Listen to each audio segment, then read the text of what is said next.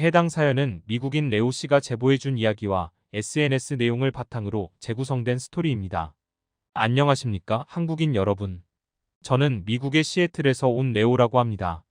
한국에 있는 상황인데 제가 참 한국에 직접 오게 될 줄은 상상도 못했습니다. 한국이라는 나라에 대해 무관심했냐고요? 아닙니다.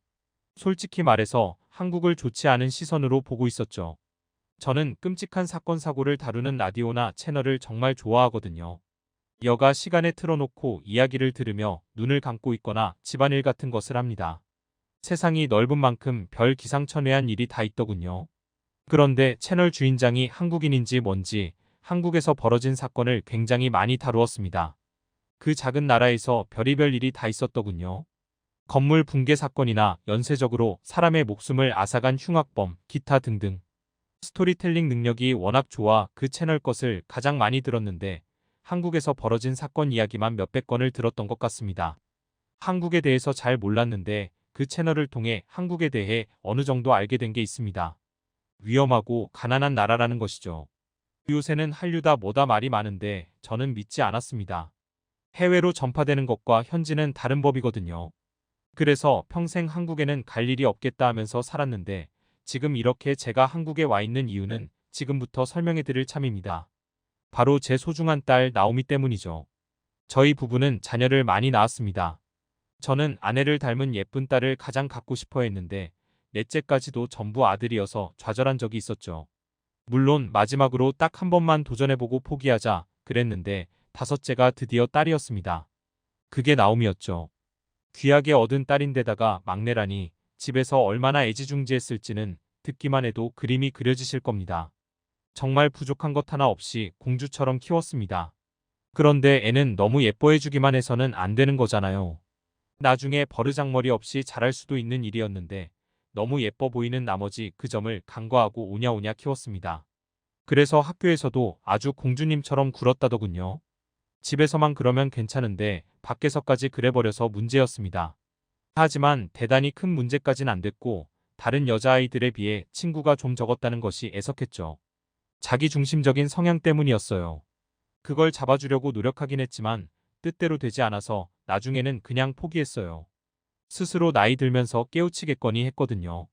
나오미는 언젠가부터 드라마, 아이돌 같은 것에 빠져서 늘 그것만 쳐다보고 있더군요.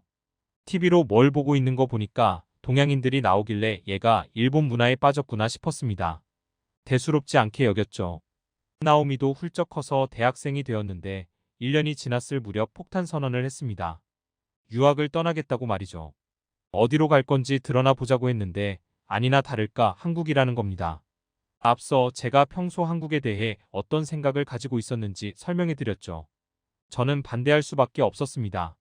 절대 안 돼. 왜요?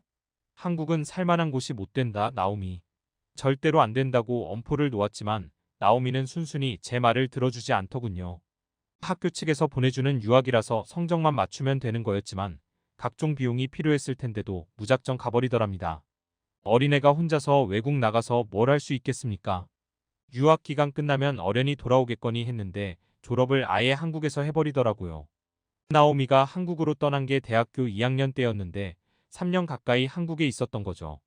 그 위험한 나라에 갔는데 아무 일도 없었던 것이 참 다행스럽긴 했지만 저는 늘 나오미가 다시 미국으로 돌아오길 간절히 바랬습니다. 하지만 돌아오지 않았죠. 돌아오긴커녕 아예 거기서 취직까지 해버리더라고요. 아무렇게나 고른 전공인 줄 알았더니 적성에 잘 맞았던 모양입니다. 그렇게 또 2년이 흘렀어요. 거의 5년 동안 사랑하는 나오미의 얼굴을 보지 못했습니다. 스마트폰으로 영상통화를 하긴 했지만 실제 온기가 느껴지지 않아 씁쓸했죠. 적응을 잘해서 다행이고 아무 일도 없어서 다행이라고 생각했지만 그리움을 참을 수는 없었습니다. 나오미, 왜 시애틀에 한 번을 안 오니? 근 몇 년간 너무 바빴어요, 아빠.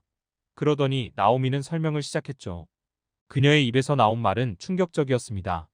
아니나 다를까 한국에 간 첫 해부터 남자친구를 사귀었다는 것 아니겠습니까? 그 남자친구와 지금도 잘 만나고 있고 결혼까지 약속한 사이가 됐다고 합니다. 나오미의 남자의 이름은 호영이었고 나오미보다 몇 살 더 먹었더군요. 학교에서 만났다고 들었습니다. 같이 산 지는 꽤 됐고 마침 슬슬 알려야 할 때라고 생각해 넌지시 이야기를 꺼냈다고 했는데요. 언젠가는 나오미가 돌아올 거라는 생각으로 지금껏 그리움을 참아왔지만 더는 참을 수 없게 됐습니다. 나오미의 애인, 결혼 상대를 제가 정해줘 버릴 수는 없지만 결혼 같은 중대사를 가족과 이런 방구 의논도 없이 정해버리고 누구를 만난다고 이야기도 안 해주다니. 서운함이 하늘을 뚫을 듯했죠. 그리고 무엇보다 나오미의 결혼 상대라는 호영이가 도대체 어떤 놈인지 결혼 전에는 봐야 할 것 아닙니까? 결혼 전에 소개도 없이 결혼식에만 가족을 부르면 되나요? 절대 안 되지. 그래서 저는 행동을 옮겼습니다. 혼자서 무작정 한국행 티켓을 끊고 그대로 날아갔어요. 나오미가 살고 있는 집 주소는 알고 있었습니다.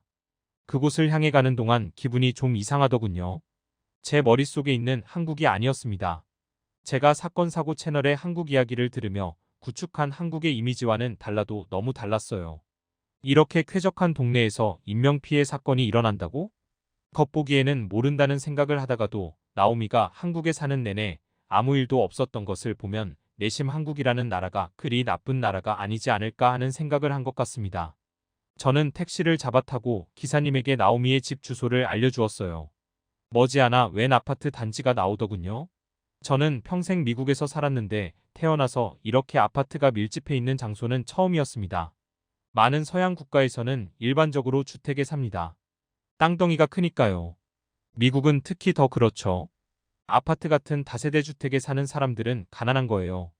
한국에서도 그런 줄 알고 그럼 그렇지 했습니다. 가난한 사람들이 이렇게 많아서야. 그런데 가난한 사람들이 사는 건물인 주제에 번쩍거리고 깔끔한 건 좀 이상했습니다. 나오미와 그의 남자친구, 호영이 있는 건물 앞에 내렸는데 더는 전진할 수가 없었습니다. 공동현관에서 비밀번호를 입력해야 했기 때문인데요. 저는 나오미가 사는 집 주소만 알았지 비밀번호까지는 받아보지 못했습니다. 그래서 결국 야심차게 몰래 들어왔던 것이 머쓱해지게 나오미에게 연락할 수밖에 없었습니다. 마침 나오미는 집에서 쉬고 있었기에 저는 곧장 집으로 가볼 수 있었습니다. 분명 못 사는 사람들이 모여 사는 곳이 아파트인데 내부도 너무 깔끔하고 엘리베이터도 고급 호텔에서나 보던 그런 엘리베이터가 설치되어 있더군요. 곧 나오미의 집으로 갔는데 마침 딱 호영이도 함께 있었습니다. 그렇게 저희는 매우 갑작스럽게 처음으로 만나게 됐죠. 나오미가 SNS에 올리는 사진들이나 보내주는 사진으로 어떻게 생겼는지 보긴 했었는데 실제로 보니 키가 몹시 크고 사진보다 훨씬 잘생겼더군요. 사진에 제대로 안 담기는 타입인 것 같았습니다. 그보다 놀란 점은 집의 내부였습니다. 못 사는 사람들이 모여 사는 아파트가 이럴 수가 있나? 이때부터 저는 아파트가 못 사는 사람들이 사는 곳이 아님을 바로 깨달았습니다. 일단 현관의 도어락도 그렇고 가전들도 죄다 신문물들이었고 내부 시공도 굉장히 깔끔하더군요. 그리고 창밖으로는 강이 보였습니다. 전망이 아주 좋은 집이었죠. 나오미의 집으로 오는 길에도 어렴풋이 느꼈습니다. 한국이 못 살고 위험한 나라라고 알고 있었던 건 제가 잘못된 정보를 습득했기 때문이었다는 걸요.